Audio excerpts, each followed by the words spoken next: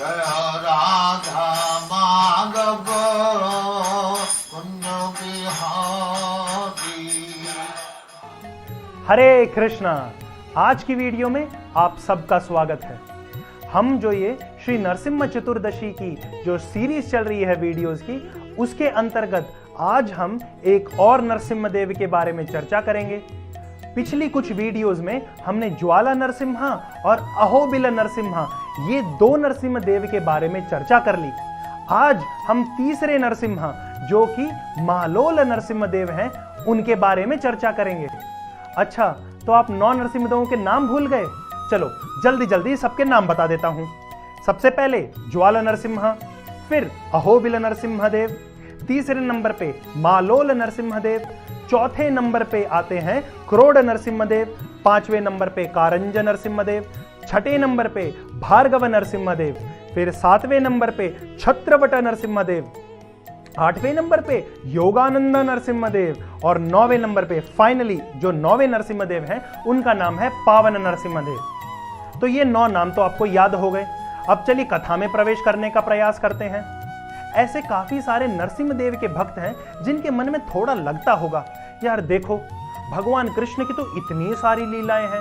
वो तो जन्म लेते हैं, फिर राक्षसों को मारते हैं, फिर अपने भक्तों के साथ खेलते हैं, अपने सहचरों के साथ में रास लीला भी करते हैं, अपने भक्तों से हार जाते हैं, कभी किसी और दानव राक्षस का वध करते हैं, माखन की चोरी करते हैं, फिर मथुरा जाते हैं, फिर द्वारिका जाते हैं, विवाह करते हैं, कुरुक्षेत्र में रण करते हैं। कृष्ण की इतनी सारी लीलाएं हैं। और यहाँ पे भगवान राम की भी हैं। उनके ऊपर तो वाल्मीकि जी ने 24,000 श्लोक लिख दिए वाल्मीकि रामायण के अंदर। वे भी जन्म लेते हैं, वे भी विवाह करते हैं, राक्षसों का वध करते हैं, रावण का वध करते हैं। उनकी देवी सीता, उनकी खुद की धर्म पत्नी, वो किडनैप हो जाती है, वो लेके आते हैं, फिर वनवास में। इतनी सारी लीलाएं हैं। क्या हमारे भगवान नरसिम्हा देव के पास में कोई लीला नहीं? क्या वो केवल खंबे से प्रकट होते हैं, प्रहलाद के लिए हिरण्यकशिपु का, उसके पिता का वध करते हैं और फिर वापस वैकुंठ धाम चले जाते हैं? इतनी सी है क्या लीला? नहीं भक्तों, आपके खुशी के लिए भगवान नरसिम्हा देव ने अनेकों अनेक लीलाएं कर रखी हैं। इस चीज का प्रमाण श्रीमद् भागवतम में स्वयं कुंती देवी देती हैं। श्रीमद् भागवतम में कुंती देवी कहती हैं कि हे भगवान, आपके जो इतने महान महान भक्त हैं ना, वे आपके अवतरण का कारण बताते हैं। कोई कहता है कि आप दुष्टों का विनाश करने के लिए अवतार लेते हो, कोई कहता है कि आप धर्म की स्थापना के लिए अवतार लेते हो, कोई और भक्त कहता है कि आप भक्तों के लिए अवतार लेते हो। लेकिन कुंती देवी हाथ जोड़ के कहती है, प्रभु मैं भी सोचती हूं कि आप किस लिए अवतार लेते हो, बता दूं? भगवान कहते हैं, बताइए मैया। तो कुंती देवी कहती हैं कि प्रभु आप अवतार केवल इसके लिए लेते हो कि आपके भक्तगण आपस में बैठ के आपकी कथाओं की चर्चा कर सकें, ताकि वांछा कल्पतरु चैनल से आपकी कथा की वीडियो रिलीज हो सके और जो भक्त अभी इसे सुन रहे हैं वो इस कथा का आनंद ले सके। ये ही चीज कुंती देवी श्रीमद् भागवतम में बताती हैं। कसम से यकीन नहीं होता? चलो पढ़ो भागवतम। अच्छा, स्कंद बताना है कौन सा? प्रथम स्कंद। अच्छा, कहां पे मिलेगा? वो महारानी कुंती देवी की प्रार्थनाएं है ना, उसी के अंदर मिलेगा। कुंती देवी की जो स्तुति है उसमें आपको ये चीज पता चलेगी। तो जल्दी जाइए भागवतम खोलिए और पढ़िए। अगर ये वीडियो को बंद भी करना है तो वीडियो बंद करके भागवतम पढ़ लीजिए, वो ज्यादा कल्याणकारी हैं। तो जितने भक्त ये सोच रहे हैं कि वीडियो के बाद में भागवतम पढ़ेंगे, चलिए आपके लिए कथा को और आगे बढ़ाते हैं। तो खुश हो गए आप लोग? नरसिम्हा देव ने ढेर सारी लीलाएं कर रखी हैं, अपने अलग अलग भक्तों के साथ में कर रखी हैं। प्रहलाद महाराज के साथ में की हमने सुन लिया, गरुड़ देव के साथ में की ज्वाला नरसिम्हा देव ने, हमने वो भी सुन लिया। आज की कथा है मालोल नरसिम्हा देव के बारे में। नाम से ही आप जान गए होंगे, मां का मतलब है लक्ष्मी देवी और लोल का मतलब है वो व्यक्ति जो पूर्ण तरीके से इस रस में, ये जो प्रेममयी रस है ना, इसके अंदर डूबे हुए हैं, पूरे नहाए हुए हैं, हर जगह से पूरे संचित हैं। इतना प्रेम डाला गया है भगवान के ऊपर। उनका नाम है मालोल नरसिम्हा देव। थोड़ा लंबा नाम हो जाएगा, लेकिन आप भगवान नरसिम्हा देव को यूं भी पुकार सकते हैं कि हे लक्ष्मी देवी के प्रेम में डूबे हुए भगवान नरसिम्हा देव। थोड़ा लंबा हो गया ना, इसके लिए भक्तों ने छोटा कर दिया, मालोल नरसिम्हा। छोटा मजा आता है बोलने में भी। मालोल नरसिम्हा देव भगवान की जय।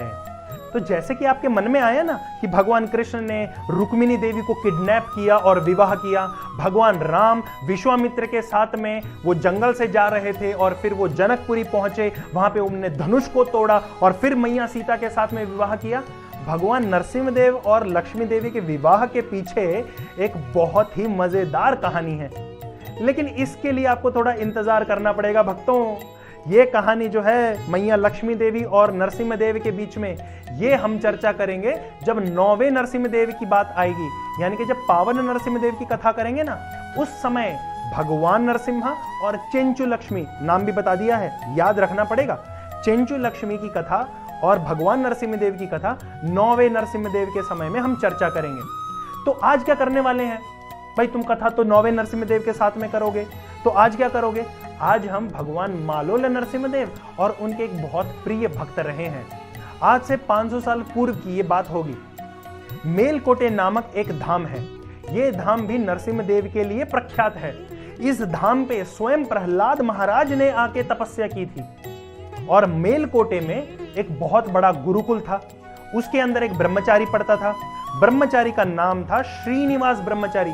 याद करने की कोशिश करना, ये श्रीनिवास ब्रह्मचारी अपने गुरु के प्रति, भगवान के प्रति, सेवा के प्रति, धर्म के प्रति, भागवतम के प्रति बहुत ही निष्ठावान था। जब भी देखो सेवा में लगा रहता, जब भी देखो भगवान का पाठ, गणन, जप, तप, ये सब साधनों में लगा रहता, कभी भी टाइम पास नहीं करता। तो ये ब्रह्मचारी के ऊपर भगवान की असीम कृपा हुई। क्या कृपा हुई जानना चाहते हो? चलो बता देता हूं। ये कृपा हुई कि भगवान सपने में आने लगे। वो एक भजन है ना, शाम सपनों में आता, क्यों नहीं प्यारी सूरत दिखाता, क्यों नहीं। तो भगवान नरसिम्हदेव इनको अपनी सूरत भी दिखाते हैं, इनसे बात भी करते हैं और इनको पर्सनली एक इंस्ट्रक्शन देते हैं कि आपको ये कार्य करना पड़ेगा। ऑर्डर दे देते हैं, तुम्हारे लिए ऑर्डर पास। चलो जानते हैं क्या बोला श्रीनिवास ब्रह्मचारी को। भगवान सपने में आते हैं और कहते हैं, ब्रह्मचारी श्रीनिवास सुनो, मेरी आज्ञा है तुम्हारे लिए। ये तुरंत खड़े हो गए, नींद में ही तुरंत हाथ जोड़ लिया, बोले प्रभु आपकी जो आज्ञा वो शिरधार है। प्रभु आप थोड़ा सा इशारा कर दो, पूरा करने का कर्तव्य मेरा और मेरे गुरुजन का है, उनकी आज्ञा पाते ही करूंगा। भगवान ने कहा, देखो मेरे को बहुत गर्मी हो रही है। भगवान आप ये क्या कह रहे हो? अरे हाँ मेरे को गर्मी हो रही है और बहुत ज्यादा अजीब बेचैनी हो रही है। क्यों हो रही है प्रभु? आपका तो मंत्र है, उग्रम वीरम महाविष्णु ज्वलंतम सर्वतोमुखम। हर जगह से आपके अंदर से तेज निकल रहा है, पूरी अग्नि आपसे निकलती है। और इसके बाद में और कहते हैं, नरसिम्हम भीषणम भद्रम मृत्यु और मृत्युम नमामि हम, कि प्रभु आप तो मृत्यु के लिए भी मृत्यु हैं, आपको किस चीज से बेचैनी होने लग गई? नरसिम्हदेव कहते हैं कि देखो बच्चा, बात कुछ ऐसी है कि मैं यहां हूं दबा हुआ मिट्टी और झाड़ियों के बीच में, मेरे को यहां से निकालो। बोले प्रभु कहां हो आप? बोले अहोबिलम क्षेत्र में हूं, ये लो इसका जीपीएस लोकेशन, और जल्दी से यहां पे आओ। मेरे 9 मंदिर हैं, इन 9 के 9 मंदिरों को, यहां झाड़ी वाड़ी पेड़ पौधे बहुत उग गया है, सब कुछ हटाओ, क्लीन करो, मंदिरों की स्थापना करो और मेरी पूजा अर्चना प्रारंभ करो। श्रीनिवास ब्रह्मचारी ने बोला, प्रभु जी जैसी आपकी आज्ञा। ऐसे ही बोलते ही कि आप जैसा चाहते हैं वैसा ही मैं करूंगा, इतना बोलते ही भगवान नरसिम्हदेव हो गए अदृश्य। श्रीनिवास ब्रह्मचारी तुरंत उठते हैं, दौड़ के जाते हैं अपने गुरुजन के पास में। गुरुजी के सामने जाते ही प्रणाम करके कहते हैं, गुरुदेव। गुरुदेव की आंखें खुलती, बोलते हैं, अरे श्रीनिवास बेटा क्या हो गया? क्या तुम शिष्टाचार भूल गए हो? गुरु के सामने कम से कम ब्रश करनी चाहिए, नहा के आना चाहिए, अच्छे से ड्रेस पहन के आनी चाहिए। तुम तो अपने सोने के कपड़ों में ही आ गए। ऐसे मुची अवस्था में थोड़ी ना आया जाता है गुरु के सामने। बोले क्षमा करिए गुरुदेव, लेकिन बहुत ही ज्यादा जरूरी था। ठीक है बताओ क्या बात है? बोले हे गुरु महाराज, भगवान नरसिम्हदेव सपने में आए और उन्होंने कहा कि अहोबिलम क्षेत्र में मेरे 9 मंदिर हैं और मुझे झाड़ियों से ढका गया है। भगवान नरसिम्हदेव चाहते हैं कि मैं इन 9 मंदिरों का उद्धार करूं और वहां भगवान की सेवा करूं। जैसे ही ये बात उनके गुरु को पता चली, वो तो आनंद विभोर हो गए और अब श्रीनिवास के गुरु श्रीनिवास के सामने हाथ जोड़ के कहते हैं कि पुत्र तुम बहुत भाग्यशाली हो कि स्वयं नरसिम्हदेव ने तुम्हें ये आज्ञा दी है। किसी चीज का इंतजार मत करो। अरे मेरी आज्ञा पाने की भी जरूरत नहीं थी, तुम अभी प्रस्थान करो अहोबिलम क्षेत्र के लिए, भागो जल्दी दौड़ो। तो वो बोलते हैं ना 9 2 11। श्रीनिवास ने कुछ भी नहीं सोचा, कोई बैग वैग पैक नहीं किया। हम लोग क्या करेंगे, अपने कपड़े निकालेंगे, ये सोचेंगे हाँ इस दिन ये पहनना है, उस दिन ये पहनना है। माता जी का तो अलग एक मेकअप किट भी रहता है, आजकल प्रभु जी लोग भी रखते हैं, वो सब लेंगे। मोबाइल लेंगे, उसका चार्जर लेंगे, साथ में पावर बैंक लेंगे, लैपटॉप लेंगे, उसका मेमोरी कार्ड लेंगे, अरे अनगिनत चीजें लेंगे, कैमरा भी लेना मत भूलना, है ना। लेकिन श्रीनिवास ने ऐसा कुछ नहीं किया, बोले भगवान का आदेश, छोड़ो घर बार, चलो हरिद्वार। तो ये सब छोड़ के तुरंत वो निकले और अहोबिलम धाम जहां पहुंचे, वहां जाके जो जो जीपीएस लोकेशन भगवान ने उनको दी थी, उन सब क्षेत्रों में जा जाके भगवान को वहां से निकाल के भगवान ये जो हमारे 9 नरसिम्हदेव है ना, ये सारे के सारे उस समय तक प्रकट हो चुके थे, अलग अलग भक्तों के लिए प्रकट हुए हैं और सारे के सारे प्रकट हो गए थे। लेकिन कालांतर के अनुसार जैसे ही समय बीत रहा था, भक्तों की वहां सेवा करनी थोड़ी थोड़ी होके कम हो गई और कोई अभी सेवा कर नहीं रहा था। इस वजह से भगवान नरसिम्हदेव ने श्रीनिवास ब्रह्मचारी को आदेश दिया था कि आप आके मेरी सेवा करो। अब ये वहां पहुंच गए, लेकिन इन्होंने सेवा प्रारंभ कर दी, खूब धूमधाम से प्रसन्न होके भगवान की सेवा कर रहे हैं। अब एक और अच्छा दिन आया, अरे दिन नहीं, रात्रि आई। एक और रात्रि में आके भगवान नरसिम्हदेव श्रीनिवास ब्रह्मचारी के सपने में फिर आते हैं। वो एक गाना आया था ना, सपनों में मिलती है ओ कुड़ी मेरी सपनों में मिलती है। यहाँ पे भगवान ही उनको सपने में मिल रहे हैं, और ऐसा नहीं कि वो हेलुसिनेशन में है, वो खुद से कुछ इमेजिन कर रहा है, नहीं, स्वयं भगवान प्रकट होते हैं और आदेश देते हैं। तो इस समय क्या आदेश दिया होगा, थोड़ा सोचो। अरे हिंट चाहिए, चलो हिंट देता हूं। 9 मंदिर हैं नरसिम्हदेव के।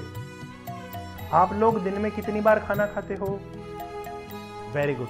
तो अब थोड़ा कैलकुलेट करो, क्योंकि ये जो नरसिम्हदेव के मंदिर हैं, ये पास पास में नहीं है, ये दूर दूर में है, ये किलोमीटर किलोमीटर के दूरी पे है। कोई नरसिम्हदेव का भगवान पहाड़ के ऊपर है, कोई नरसिम्हदेव दूसरे पहाड़ पे है, कोई पहाड़ के पीछे है, कोई पहाड़ के नीचे है। मतलब ऐसा नहीं कि पहाड़ के नीचे, पहाड़ के तलहटी पे है। इस प्रकार से अलग अलग नरसिम्हदेव का मंदिर है। एक मंदिर को जाने में टाइम लग जाता है, तो समझ गए? जी हाँ। तो अब नरसिम्हदेव आके उनको बोल रहे हैं कि तुम मेरी 9 दिनों में एक बार ही क्यों सेवा करते हो? बोले प्रभु मैं तो आपकी डेली सेवा करता हूं। बोले नहीं, मैं मालोला नरसिम्हा बोल रहा हूं, मेरी तो तुम एक ही बार करते हो 9 दिन में। फिर तुरंत बोलते हैं नहीं, ज्वाला नरसिम्हदेव बोलते हैं अरे मेरी डेली सेवा करो। अहोबिला नरसिम्हदेव बोलते हैं इनकी छोड़ो, मेरी डेली सेवा करो। वहां से क्रोड़ा नरसिम्हदेव, कारंजा, भार्गव, योगानंद, छत्रवट, पावन, सबके सब आके बोलते हैं कि मेरी डेली सेवा करो, मेरी सेवा करो। ये जब बात भगवान बोल रहे थे, श्रीनिवास ब्रह्मचारी माथा पकड़ के बोलते हैं हे भगवान, हे प्रभु, थोड़ा कंट्रोल, थोड़ा ब्रेक लगाओ, कंट्रोल। बोले क्यों? बोले प्रभु थोड़ा तो विचार करो। ज्वाला नरसिम्हदेव एक पहाड़ पे यहां बैठे हैं, पावन नरसिम्हदेव दूसरे पहाड़ पे वहां पीछे बैठे हैं, और योगानंद नरसिम्हदेव ये यहां नीचे बैठे हैं तलहटी पे।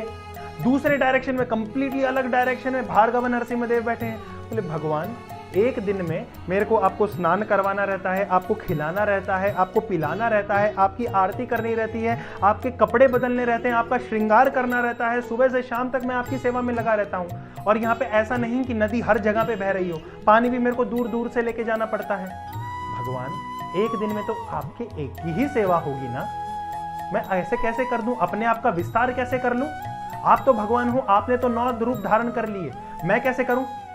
भगवान बोलते हैं कि देखो बेटा, एक्सक्यूज तो तुम दो मत, तुम चाहिए तो तुम भी अपना विस्तार कर सकते हो। कैसे कर सकते हैं भगवान? अरे शिष्य बनाओ, डिसाइपल्स बनाओ, दीक्षा दो, उन शिष्यों को मेरी सेवा में लगाओ। श्रीनिवास ब्रह्मचारी बोलते हैं वेरी गुड, बहुत अच्छे। अब ये बता दो, भगवान तो हो आप, ये जो इंस्ट्रक्शन है ये आप मेरे को मेलकोटे में बोल देते ना, वो जो पहले सपने में आए थे उसी सपने में बोल देते। इस सपने में आके क्यों बोल रहे हो?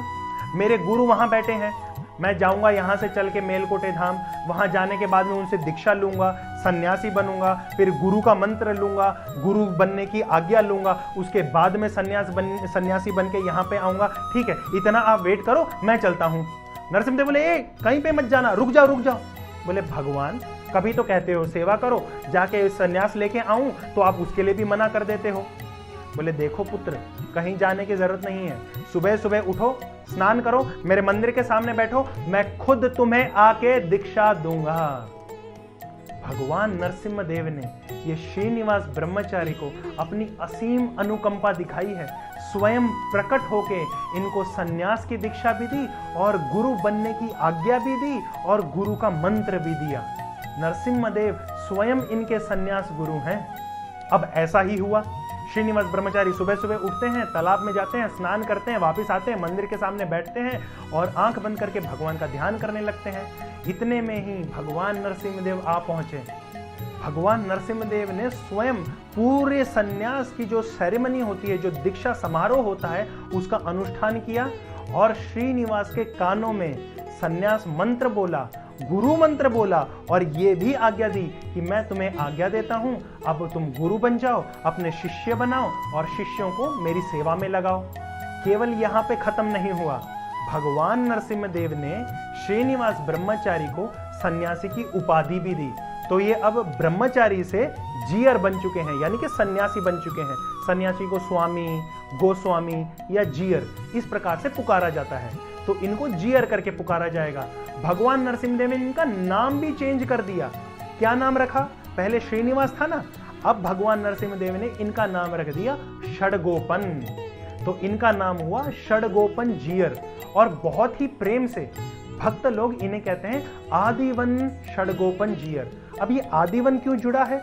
आदिवन इसके लिए क्योंकि भगवान नरसिम्हदेव ने सर्वप्रथम इनको दीक्षित किया है और ये सबसे पहले मठाधिपति रहे हैं। कौन से मठ के? जैसे हमारे हिंदू धर्म में हमारे काफी सारी संप्रदाय हैं और इन संप्रदायों में अलग अलग मठ हैं। आप लोगों ने सुना होगा इस्कॉन है, आप लोगों ने सुना होगा गौड़िया मठ है, मध्वा मठ है, श्री संप्रदायों का है, निर्मोही अखाड़ा है, अलग अलग अखाड़े भी हैं, अलग अलग मठ भी हैं। तो ऐसे ही एक प्रसिद्ध मठ है जिनका नाम है अहोबिलम मठ। करेक्शन मिल गया?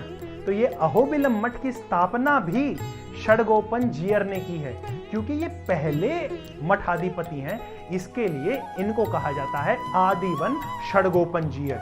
चलो अब कथा में आगे बढ़ते हैं। तो इनको सन्यास मिल गया, इन्होंने दीक्षा देनी आरंभ कर दी, शिष्य बना लिए। तो आदिवन षडगोपन जीयर ने अपने शिष्यों को भागवत धर्म सिखाया, वेदांत सूत्र सिखाए, अलग अलग जो ग्रंथ हैं वो सारे पढ़ाए, किस प्रकार से भगवान का नाम जप कीर्तन भजन करना चाहिए वो सिखाया और किस प्रकार से भगवान के अर्च विग्रह की सेवा की जाए ये सब सिखाया। और अब ये बहुत ज्यादा प्रसन्न है कि भगवान स्वयं आके मुझसे ऐसी भगवान ने मुझसे सेवा ली है, मैं कितना भाग्यशाली हूँ। ये सोच के इनकी खुशी कोई मात्रा, कोई लिमिट, कोई सीमा ही नहीं रहती। लेकिन एक और ऐसी शुभ रात्रि आई, उस प्रकार की नहीं, ये भक्ति की मई वाली। एक और ऐसी रात्रि में भगवान स्वयं फिर से सपने में आए और अब मेरे मन में एक हरियाणवी भजन ध्यान में आ रहा है। सपने के में दिया दिखाई मन मोहन मुरलियाड़ा, यानी कि भगवान कृष्ण जो हमारे मन को तुरंत हर लेते हैं, वो मन को ऐसा मोह लेते हैं, वश में कर लेते हैं, वो मुझे सपने में भी दिखाई दिए। बहुत कृपा हुई भगवान की। इसी प्रकार से एक और बार षडगोपन जीयर के सपने में भगवान आते हैं और कहते हैं कि मैं बोर हो रहा हूं, चलो कहीं बाहर जाते हैं। अब वो एक गाना आया था ना, आती क्या खंडाला, क्या करें जाके खंडाला, घूमेंगे फिरेंगे, नाचेंगे गाएंगे, ऐश करेंगे और क्या। तो भगवान नरसिम्हदेव भी ऐसा ही कहते हैं कि घूमेंगे फिरेंगे, नाचेंगे यानी कि कीर्तन में नाचेंगे, गाएंगे क्योंकि कीर्तन करेंगे और हरि कथा करेंगे, ऐश करेंगे क्योंकि भगवान को ऐसी कथा समारोह उत्सव और बहुत बड़े बड़े जो फेस्टिवल होते हैं इन्हें भगवान को बहुत मजा आता है। तो भगवान नरसिम्हदेव कह रहे मजा करेंगे, चलो चले। बोले प्रभु मैं आपको लेके जाने के लिए तैयार हूं, लेकिन जाके करेंगे क्या? कोई कर्तव्य तो दीजिए, एकदम स्पेसिफिक बताइए। भगवान नरसिम्हदेव के मन में जो दुविधा थी वो मैं आपको बताता हूं। ये थोड़ा सा सीक्रेट है, इसको सुनने के लिए, क्योंकि मैं चुगली करने वाला हूं नरसिम्हदेव की। अगर ये चुगली सुननी है तो थोड़ा पास में आ जाओ, अपने कान को पास में कर लो, दूसरों को नहीं सुनना चाहिए ना। ये केवल नरसिम्हदेव का जो सीक्रेट है ना चुगली, वो करने वाला हूं मैं आपके कान के अंदर। तो नरसिम्हदेव के मन में थोड़ा सा भय हो गया। अब ये भय क्यों हो गया नरसिम्हदेव के मन में? क्योंकि भगवान ने श्री चैतन्य महाप्रभु के रूप में भी अवतार लिया है। हालांकि दोनों कृष्ण के ही अवतार हैं, लेकिन फिर भी श्री चैतन्य महाप्रभु वे तो केवल भक्ति प्रचार करने के लिए आए हैं, भक्त के रूप में आए, भगवान कृष्ण भक्त के रूप में आए, नाम रखा श्री चैतन्य महाप्रभु और भक्ति का प्रचार प्रसार किया। नरसिम्हा देव के मन में थोड़ा इंफीरियरिटी कॉम्प्लेक्स आ गया, थोड़ा लो लेवल वाला होता है ना कि यार वो आगे निकल गया, मैं क्या करूं, तो चैतन्य महाप्रभु तो केवल प्रचार कर रहे हैं, मैं क्या करूं, ये मन में सोच के नरसिम्हा देवी अपना पूरा जोर लगा देते हैं, पूरा जोश लगाते हैं और वे स्वयं प्रचार करने के लिए आगे बढ़ना चाहते हैं। तो वो षडगोपन जीयर से कहते हैं कि मैं भी प्रचार करना चाहता हूं, और वो चैतन्य चरितामृत का जो कथन है वो स्वयं नरसिम्हा देव सिद्ध करते हैं। पृथ्वी बीते आछ जता नगर आदि ग्राम, सर्वत्र प्रचार होई बे मोर नाम, कि इस पृथ्वी पे जितने भी नगर और ग्राम हैं, जितने भी शहर हैं, गांव हैं, हर जगह पे भगवान का नाम ही गूंजेगा, भगवान के नाम का उच्चारण होना है। ये चीज को साबित करने के लिए नरसिम्हा स्वयं बाहर जाना चाहते हैं। इतना बोल के वो तो हो गए सपने से अदृश्य। अब ये षडगोपन जीयर ये उठ के बोले, यार मेरे को सपने में पूछना था। अब माथा खुजा के बोल रहे हैं दिक्कत हो गई। क्या दिक्कत हुई? अब ये 9 नरसिम्हा देव हैं, कौन से वाले को लेके जाऊं? नहीं तो पिछली बार की तरह फिर से झगड़ा करने लगे, मेरी सेवा करो, मेरी सेवा करो, मुझे लेके जाओ, मुझे लेके जाओ। वे कहते हैं कि प्रभु मेरी गलती हो गई, मैंने अच्छे से आपसे पूछा नहीं कि मैं कौन से नरसिम्हा देव को लेके जाऊं। मैं आपकी प्रार्थना करूंगा, आप कृपया करके मुझे बता दीजिएगा कि मैं किनको लेके जाऊं अपने साथ में। ऐसा कह के वे भगवान के मंदिर में बैठ गए और ध्यान मुद्रा में भगवान का नाम कीर्तन, उनके नामों का उच्चारण, उनको सुंदर सुंदर शब्दों में, श्लोकों में और अलग अलग तरीके से भगवान का गुणगान करने लगे। जो दिव्य प्रबंध हैं उनका गान करने लगे। ये जो दिव्य प्रबंध हैं इनके बारे में किसी और वीडियो में चर्चा करेंगे। तो जब ये ऐसा गान कर रहे थे उसी समय भगवान स्वयं इनके गोदी में आके बैठ गए। अब आपको पता चला होगा कौन से भगवान आके बैठे हैं? अरे उन्हीं के बारे में तो वीडियो चल रही है। भगवान मालोल नरसिम्हा देव स्वयं लक्ष्मी देवी को अपनी गोदी में लेके इनके गोद में आके बैठ गए और बोले कि चलो हम चलते हैं, रेडी हैं हम निकलने के लिए। षडगोपन जीयर ने बोला कि रुको, थोड़ी तहकीकात कर लूं, थोड़ा इन्वेस्टिगेशन करना पड़ेगा, कहीं ये चीटिंग करके तो नहीं आ गए, किसी और नरसिम्हा देव को साइड में करके उनको धोखा देके कहीं ये सामने तो नहीं आ गए। ये सोच के षडगोपन जीयर ऊपर से नीचे बोलते, प्रभु प्रूफ करो, मेरे को प्रूव करो आप कि आप ही हो, चीटिंग करके नहीं आए हो। भगवान नरसिम्हा बोलते हैं कि ठीक है, तो मेरा मुख मत देख, मेरे पैरों में देख। बोलते पैरों में क्या देखना है? ओ हो, हाँ देख लिया प्रभु, पता चल गया। क्या दिखा होगा? भगवान नरसिम्हा देव अपने चरण कमलों में जूते पहन के आए थे, सैंडल्स पहन के आए थे। आप किसी भी भगवान के मंदिर में जाइएगा, चाहे नरसिम्हा देव हो, भगवान राम हो, कृष्ण हो, विष्णु हो, किन्हीं के मंदिर में जाइए, अर्च मूर्ति जो होती है ना भगवान की, जो विग्रह होते हैं, वो जूते सैंडल नहीं पहनते, ये खाली पैर रहते हैं, इनके जूते सैंडल सामने रखे रहते हैं। लेकिन यहाँ पे मालोल नरसिम्हा देव वे जूते और सैंडल, स्लीपर्स, चप्पल पहन के आए हैं, अपनी पादुका पहन के आए हैं। बोले आई एम रेडी। जैसे बच्चा बाहर जाता है तो तुरंत जूते पहनेगा, वैसे भगवान जूते वूते सारे श्रृंगार कर करा के रेडी होके आए। बोले देखो मैं लाया हूं अपनी पत्नी को, लक्ष्मी देवी के साथ में जाऊंगा, तुम्हारे साथ में, चलो बाहर चलते हैं। अब ऐसा नहीं है कि मालोल नरसिम्हा देव का मंदिर खाली हो गया, नहीं, जो मूल विग्रह हैं, जो स्वयंभू रूप से प्रकट हुए, वे तो वही हैं। ये जो उनके गोदी में आके बैठे कि मुझे बाहर लेके चलो, ये उत्सव मूर्ति हैं। उत्सव मूर्ति और मूल मूर्ति, इनमें अंतर क्या होता है? मूल विग्रह वो हैं जो बड़े से रूप में हैं, वो कभी कभी पत्थर के बनाए जाते हैं, या फिर लकड़ी के, या फिर अष्टधातु या पंचधातु के, या केवल पेंटिंग के भी। ये जो उत्सव मूर्ति होते हैं इनको खासकर अष्टधातु से बनाया जाता है, क्योंकि ये छोटी मूर्ति होते हैं तो इनको आसानी से अभिषेक कराया जा सकता है, पालकी में लेके जाया जा सकता है, भगवान की नौका विहार, बोट लीला, वो भी अच्छे से कराई जा सकती है, अलग अलग उत्सव मनाए जा सकते हैं, इसके लिए इन्हें कहते हैं उत्सव मूर्ति।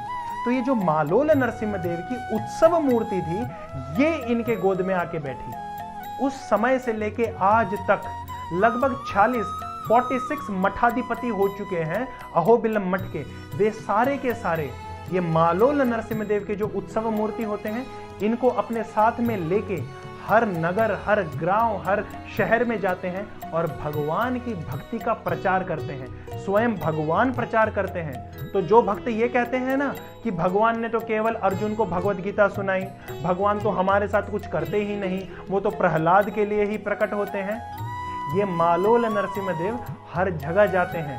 आपके शहर में भी आए होंगे, आपके गांव में भी आए होंगे। अगर नहीं आए हैं तो आप अहोबिलम मठ से कांटेक्ट कर सकते हैं और रिक्वेस्ट कर सकते हैं कि मालोल नरसिम्हदेव को कृपया करके हमारे गांव, हमारे घर, हमारे शहर में लेके आइए। इस प्रकार से षडगोपन जीयर को भगवान मालोल नरसिम्हदेव की असीम कृपा प्राप्त हुई। ये मालोल नरसिम्हदेव शांत रूप में हैं, इनके ऊपर अनंत शेष हैं और लक्ष्मी देवी को अपनी गोदी में पकड़े हुए हैं एकदम अच्छे से, एकदम प्रेम में। अरे प्रेम में ही तो डूबे हुए हैं ना लक्ष्मी देवी के, इसके लिए मालोल नरसिम्हदेव लक्ष्मी देवी को पकड़े हुए हैं। लक्ष्मी देवी के चरण भी एक कमल पुष्प के ऊपर रखे हुए हैं।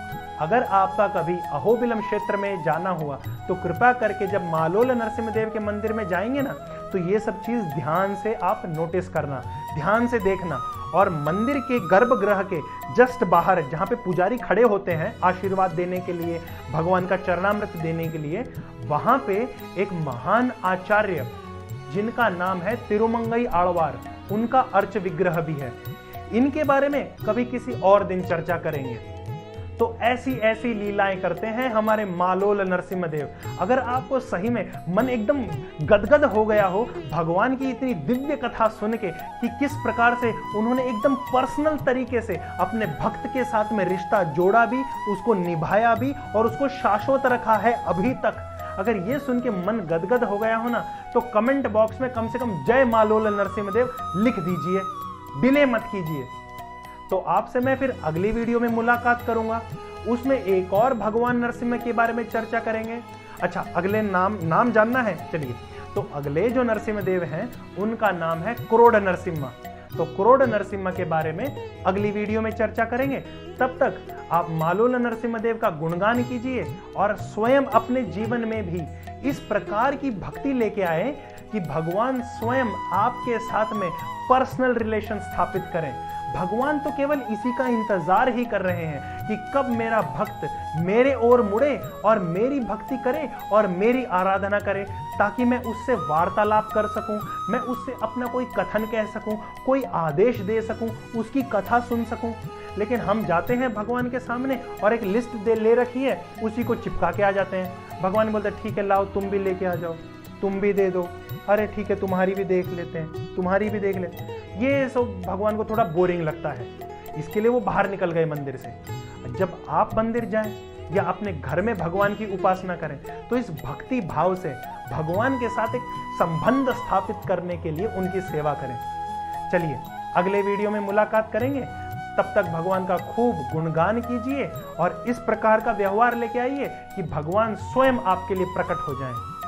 जय हो श्री मालोल नरसिम्हदेव भगवान की जय, श्री अहोबिलम क्षेत्र की जय, श्री चैतन्य महाप्रभु की जय, श्रील प्रभुपाद की जय। हरे कृष्णा। जय राधा माधव कुंज बिहार।